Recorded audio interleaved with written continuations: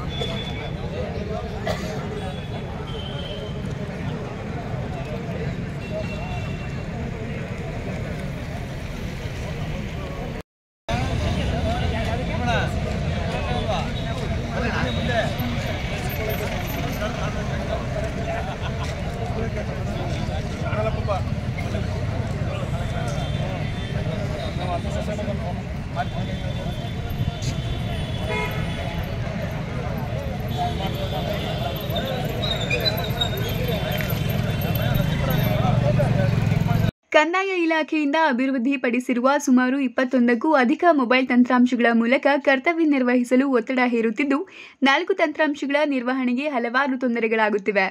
ಇವುಗಳ ನಿವಾರಣೆಗೆ ಆಗ್ರಹಿಸಿ ಇಂದು ರಾಜ್ಯಾದ್ಯಂತ ಪ್ರತಿಭಟನೆ ಹಮ್ಮಿಕೊಳ್ಳಲಾಗಿದೆ ಎಂದು ಗ್ರಾಮಾಡಳಿತಾಧಿಕಾರಿಗಳ ಸಂಘದ ಮೈಸೂರು ಜಿಲ್ಲಾಧ್ಯಕ್ಷ ನಾಗೇಶ್ ತಿಳಿಸಿದರು. ಇವತ್ತು ಕರ್ನಾಟಕ ರಾಜ್ಯಾದ್ಯಂತ ನಮ್ಮ ಗ್ರಾಮಾಡಳಿತಾಧಿಕಾರಿಗಳ ಸಂಘದಿಂದ ನಾವು ಪ್ರತಿಭಟನೆಯನ್ನು ಹಮ್ಮಿಕೊಂಡಿದ್ದೀವಿ. ಈ ಪ್ರತಿಭಟನೆ ಏನಂತಂದರೆ ಶಾಂತಿಯುತವಾದಂಥ ಪ್ರತಿಭಟನೆ ಮಾಡ್ತಾ ಇದ್ದೀವಿ. ಅದರಲ್ಲಿ ನಾವು ಮೈಸೂರು ಜಿಲ್ಲೆ ಒಳಗಡೆ ನಮ್ಮ ಜಿಲ್ಲಾ ಸಂಘದಿಂದ ಎಲ್ಲ ಗ್ರಾಮಾಡಳಿತಾಧಿಕಾರಿಗಳು ಮತ್ತು ಸರ್ಕಾರಿ ನೌಕರರ ಸಂಘದ ಅಧ್ಯಕ್ಷರ ಅವರು ಸಹ ನಮಗೆ ಸಹಕಾರ ಕೊಟ್ಟು ಬೆಂಬಲ ಕೊಟ್ಟು ಇದಕ್ಕೆ ಮುಷ್ಕರಕ್ಕೆ ಬೆಂಬಲ ಕೊಟ್ಟು ಬಂದಿದ್ದಾರೆ.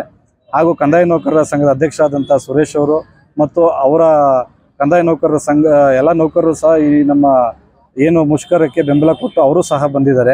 ಈ ನಮ್ಮ ಮುಷ್ಕರಗಳು ಏನಂತಂದರೆ ಸರ್ಕಾರದ ಹಂತದಲ್ಲಿ ಆಗೋಂಥ ಕೆಲಸ ಕಾರ್ಯಗಳು ಏನು ಅಂತಂದರೆ, ಇವತ್ತು ನಾವು ಗ್ರಾಮ ಮಟ್ಟದಲ್ಲಿ ಕೆಲಸ ಮಾಡೋ ಅಂಥ ನೌಕರರಾದಂಥ ಗ್ರಾಮಾಡಳಿತಾಧಿಕಾರಿಗಳಿಗೆ ಮೂಲಭೂತ ಸೌಕರ್ಯಗಳಿಲ್ಲ.